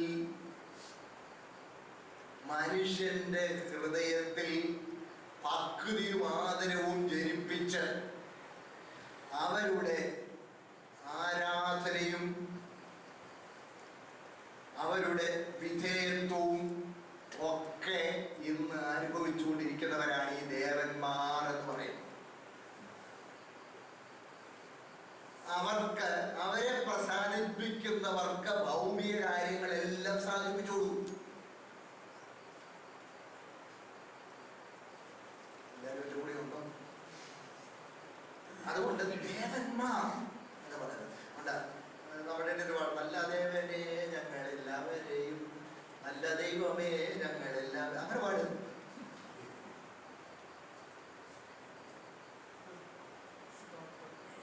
ഞാനിതൊക്കെ പറയുമ്പോൾ ചിലർക്ക് എന്നോട് ചോദിച്ചു, ഒരു വാക്കോ ഒരക്ഷരവും കിട്ടുന്നു. വാക്കിലും അക്ഷരത്തിലും ഇല്ലയോ ആശയിക്കുന്നേ?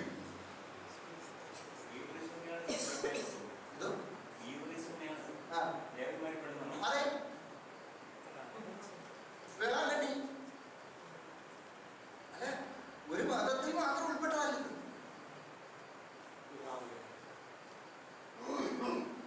മതങ്ങളിൽ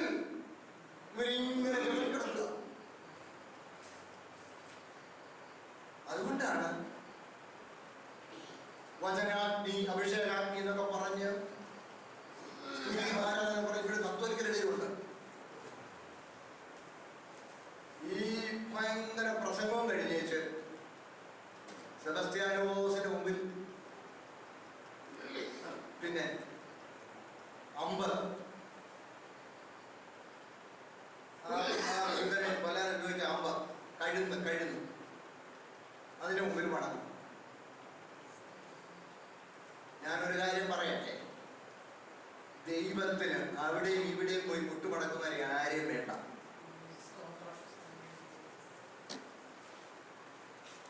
ഏകസത്യ ദൈവമെങ്കിൽ വിശ്വസ്തയോടെ അവനെ സേവിക്കുകയും ജീവനേക്കാളേറെ ദൈവത്തെ സ്നേഹിക്കുകയും അനുസരിക്കുകയും ചെയ്യുന്നവരെ മാത്രം ദൈവത്തിന് മതി.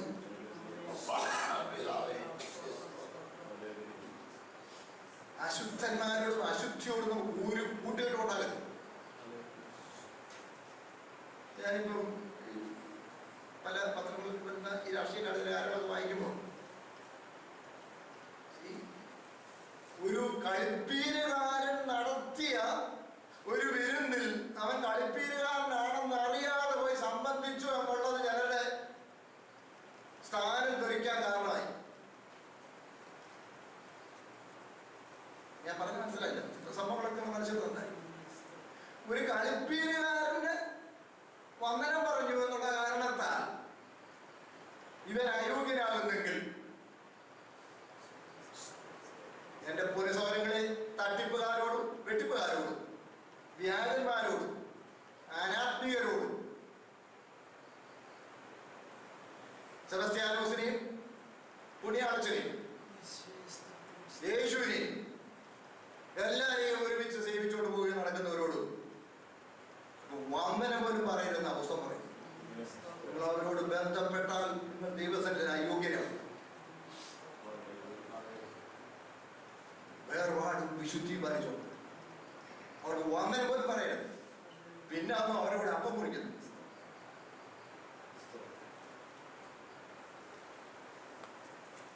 നമുക്ക് ന്യായങ്ങളൊക്കെ പറയാൻ കിടന്നു വരും.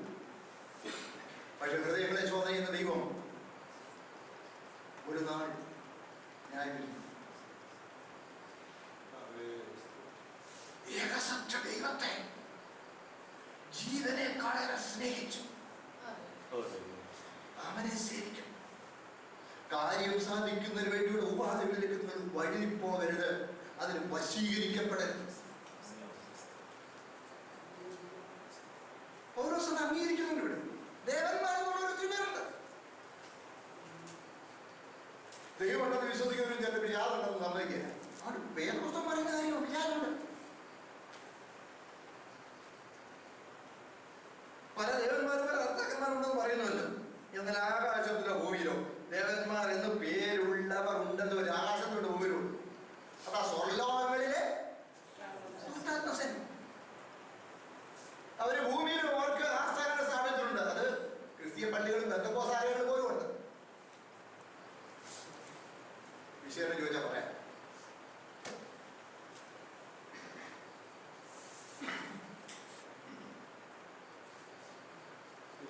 ദൈവവചനത്തിനും വിശുദ്ധിക്കും വേർപാടിനും സ്ഥാനം കൊടുക്കുന്നില്ലെങ്കിൽ ലോകത്തിന്റെ മാന്യതയ്ക്കും അംഗീകാരത്തിനും പാതവയ്ക്കും ദൈവത്തെ കളയാൻ പ്രാധാന്യം കൊടുക്കുന്നെങ്കിൽ നിങ്ങൾ ആ ദേവന്മാരുടെ മുമ്പിൽ മുട്ടുടക്കുന്നവരെ പെട്ടെന്ന് പറയുമ്പോൾ നമുക്ക് വിചാരിക്കുന്നത് ഹിന്ദുക്കളുടെ മന്ദിരങ്ങളെ കുറിച്ചോ ഒക്കെ അല്ല. അത് മാത്രമല്ല, നമ്മുടെ പള്ളിയുടെ കാര്യം നിങ്ങൾ പറഞ്ഞില്ലേ?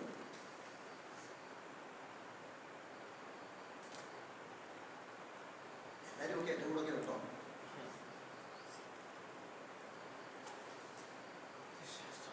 നമ്മുടെ വിരുന്നുകൾ, വിഗ്രഹാർപ്പിതങ്ങൾ, അത് വെറും ഭക്ഷണം തന്നെയല്ല, ഭാഗ്യം കൂടെ അനുഭവിക്കുന്നതെല്ലാം ദൈവത്തിന് പ്രസാദം വരുത്താത്തതെന്നും ദൈവത്തിന് മാത്രമായി അർപ്പിക്കപ്പെടാൻ dedicated ആകാത്തതെന്നും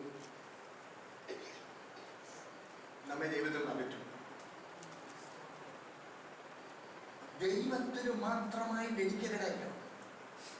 holy, fully, exclusively dedicated unto the holy God.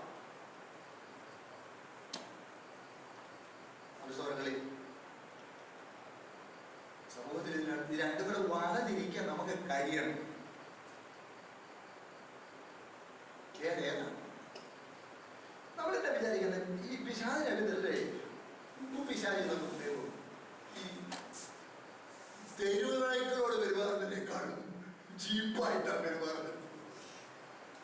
വഴി നടക്കുന്ന പട്ടിക്കൊക്കെ എന്താ ശൗര്യമായെന്നറിയോ? ഇപ്പൊ മനുഷ്യൻ പട്ടിയെ പിടിച്ച് കിടക്കുക.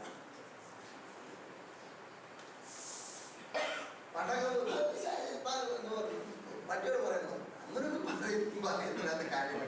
അവൻ ഭയങ്കര മിടുക്കാനാണ്. നിങ്ങൾ എന്നാ വിചാരിക്കും? ഞാൻ ചെറുപ്പത്തിൽ ദൈവത്തിൽ പ്രാർത്ഥിക്കുമ്പോൾ എന്റെ പൊന്നു കർത്താവേ, ആദാം മുതൽ ജനകോടികളെ പന്താടി പരിചയമുള്ള ഭയങ്കരനാണ്. ശരിയല്ലേ? നല്ല എക്സ്പീരിയൻസ് ആണ്, തോന്നില്ലേ?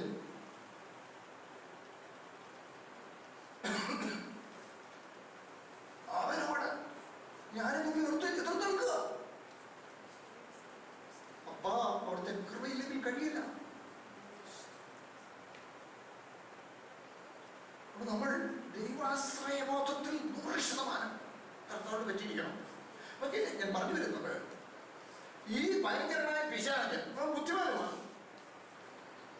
അവന് ബലവാൻ എന്നല്ല പറഞ്ഞേക്കുന്നത്, സർവശക്തനല്ല.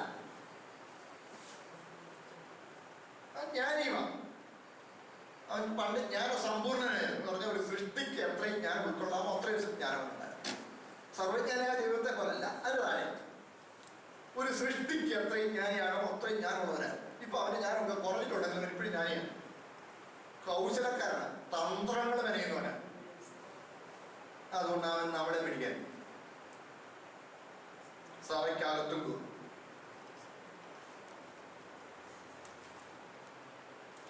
അതുകൊണ്ടാണ് നമ്മൾ എന്ത് ചെയ്താലും it should be holy, exclusively dedicated to the holy God. ദൈവത്തിന് മാത്രമായി. ഉദാഹരണം പറഞ്ഞാൽ,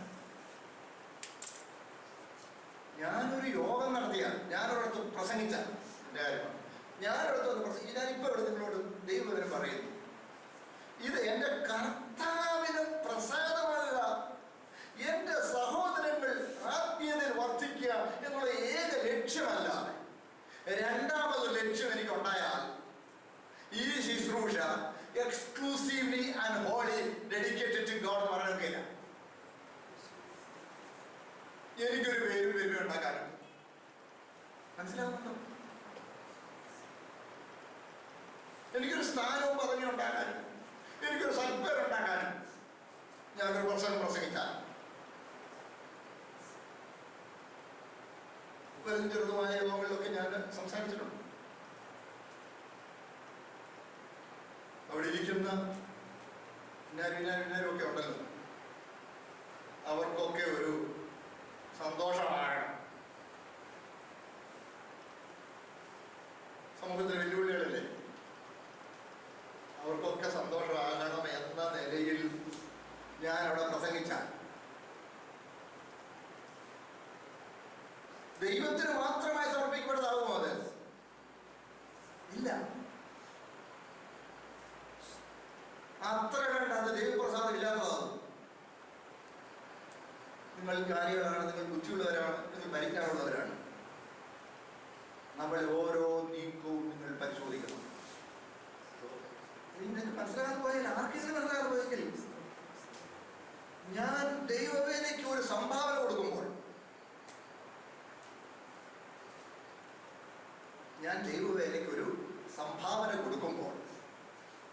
അത് ദൈവനാമത്തിൽ ബഹുത്വപരിത്രമുള്ള ഏക ലക്ഷ്യമല്ലാതെ എനിക്കൊരു പേരും പെരുമയും ഉണ്ടാകണമെന്നും എനിക്കൊരു അംഗീകാരം ഉണ്ടാകണമെന്നുള്ള ചിന്ത എനിക്ക് വന്നെങ്കിൽ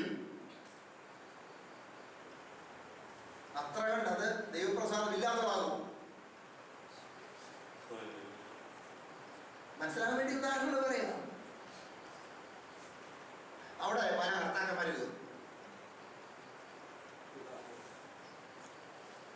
പിയായ അല്ലെങ്കിൽ എന്റെ സെൽഫായിരിക്കും.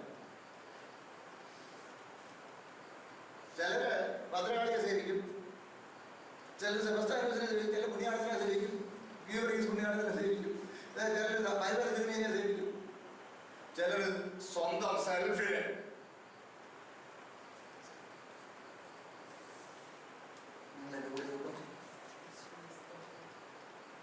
അങ്ങനെ ആവില്ല. പല രാജാക്കന്മാരും പല ദേവന്മാരും പല കർത്താക്കന്മാരും ഉണ്ട്. പക്ഷെ ഒരു ദൈവമേ. സ്തോത്രം. പിതാവായ ഏക ദൈവമേ, അവൻ നമ്മുടെ പിതാവാണ്. അവൻ നമ്മുടെ പിതാവാണ്, ഞാൻ അവന്റെ മകനാണ്.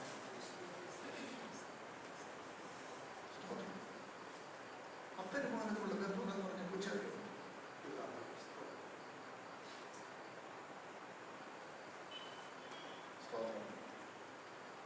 ദൈവത്തെ നിങ്ങളുടെ കാര്യം സാധിച്ചു തരുന്ന ഒരുവരെന്നല്ല, നിങ്ങളെ സ്നേഹിക്കുന്ന, നിങ്ങളെ ഏറ്റവും അവകാശമുള്ള, നിങ്ങളൊരു ഉടമസ്ഥാവകാശമുള്ള പിതാവ് ദൈവത്തെ കാണും. അതെന്റെ പിതാവാണ്. സ്തോത്രം. അവൻ സകലത്തിനും കാരണഭൂതനും നാം അവനായി ജീവിക്കണമോ. സകലത്തിനും കാരണവും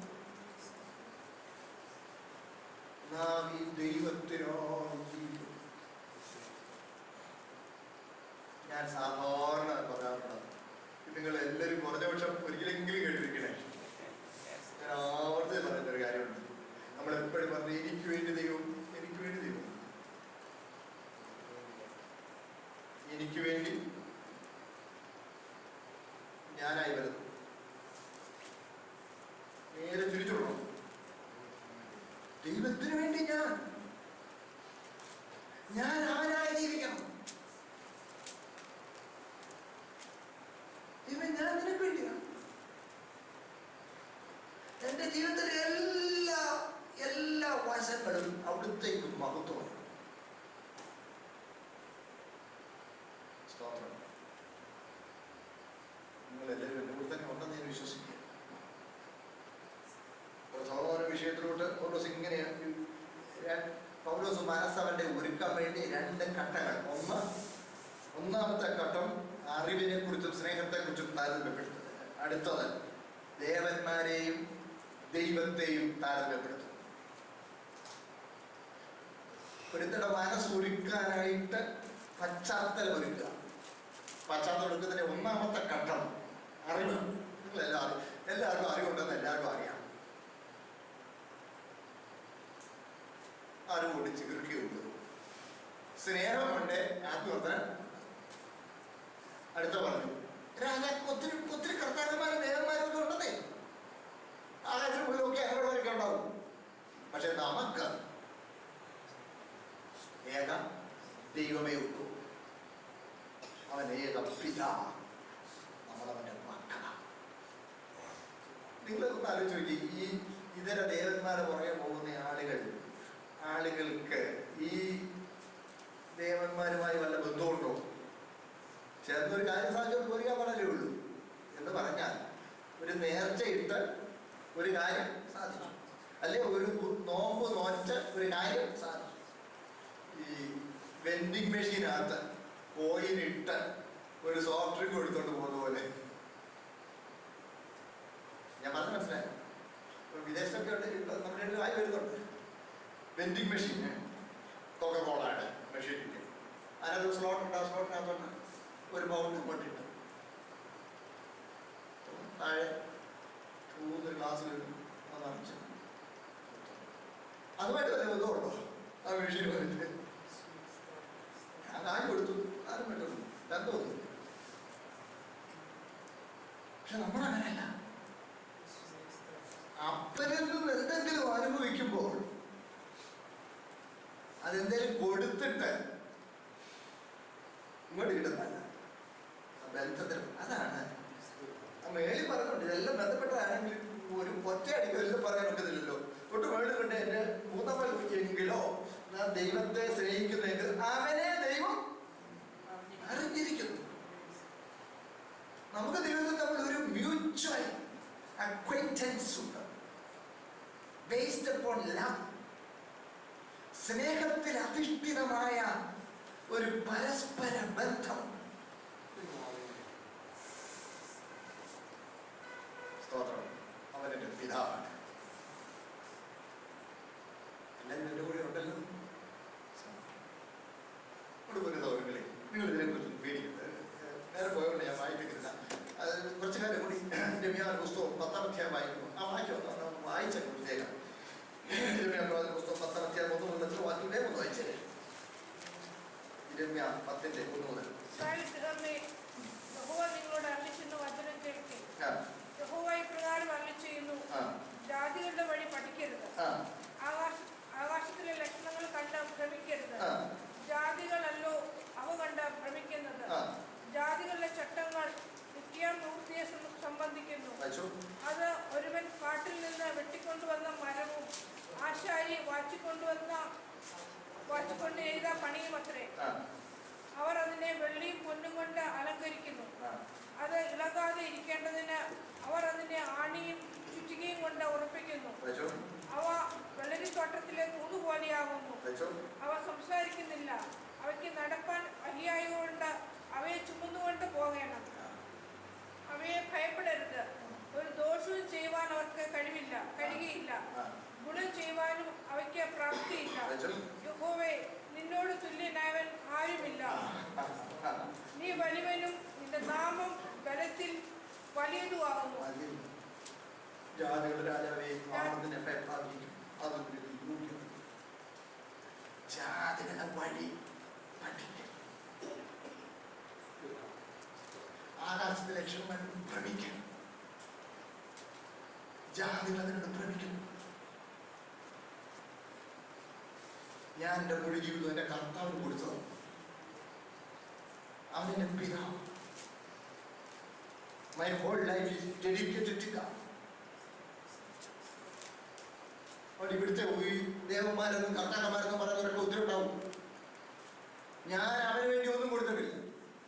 എൻ്റെ ഒന്നും ഞാൻ അവൻ സമർപ്പിച്ചിട്ടില്ല.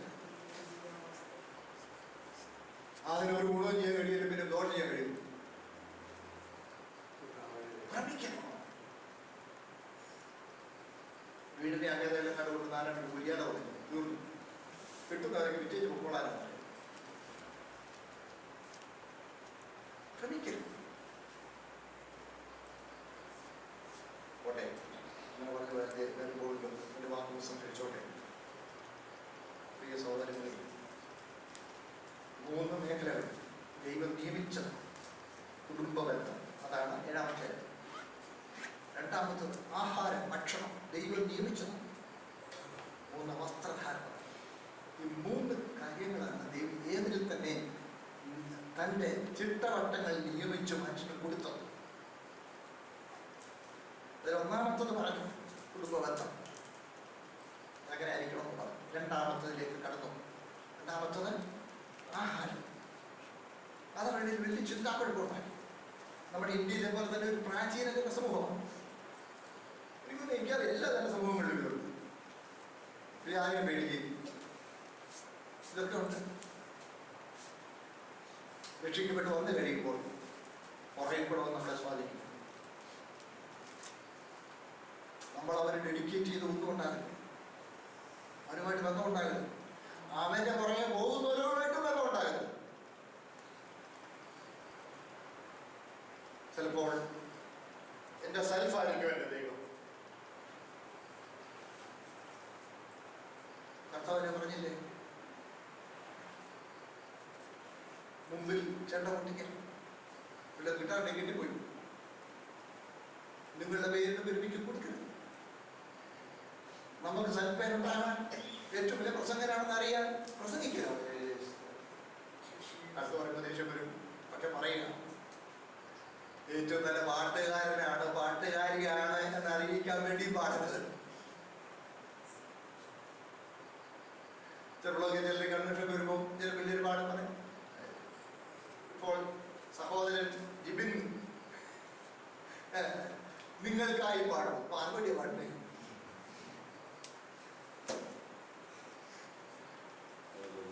നിങ്ങൾക്കായി അല്ല. എന്റെ കൃതി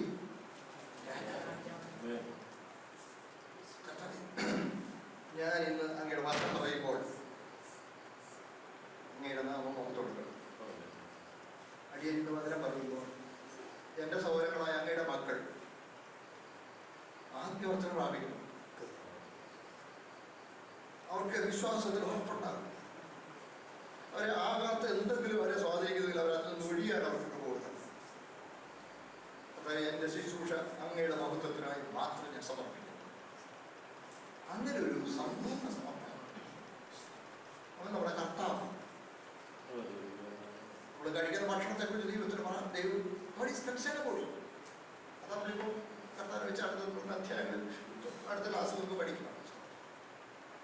നമ്മുടെ സൗരങ്ങളിൽ നമ്മുടെ മുഴുവൻ ജീവിതവും കർത്താവിനായി സമർപ്പിച്ചു കർത്താവിന്റെ മുഹൂർത്തത്തിനായി ജീവിക്കുക. നമ്മെ തന്നെ ദിവസങ്ങളിൽ കൂടി താഴ്ത്തി സമർപ്പിക്കാം. സ്തോത്രം സ്തോത്രം എന്ന് കേട്ട ദൈവത്തിന് മുമ്പിൽ നമ്മുടെ ജീവിതത്തിൽ എന്തെങ്കിലും ഏതെങ്കിലും മേഖലയിൽ തിരുത്തൽ ആവശ്യമുണ്ടെങ്കിൽ തിരുത്തലിനായി നമ്മളെ സമർപ്പിക്കാം. നിങ്ങളുടെ ഹൃദയത്തിൽ എന്തെങ്കിലും ആശങ്കകളുണ്ടെങ്കിൽ അവൻ്റെ പിതാവ്, ഞാൻ അവൻ്റെ മകനാണ്. ഞങ്ങൾ നമ്മുടെ നല്ല ബന്ധമാണ്. നന്മയല്ല അതൊന്നും എൻ്റെ പിതാവിൽ എനിക്കുണ്ടാകില്ല. ഞാൻ മകനല്ലേ. ആ ഉറപ്പ്, ആ ധൈര്യം ദൈവത്തിന്റെ ജീവിതത്തിൽ നൽകട്ടെ. നമുക്ക് പ്രാർത്ഥിക്കാം. സ്തോത്രം.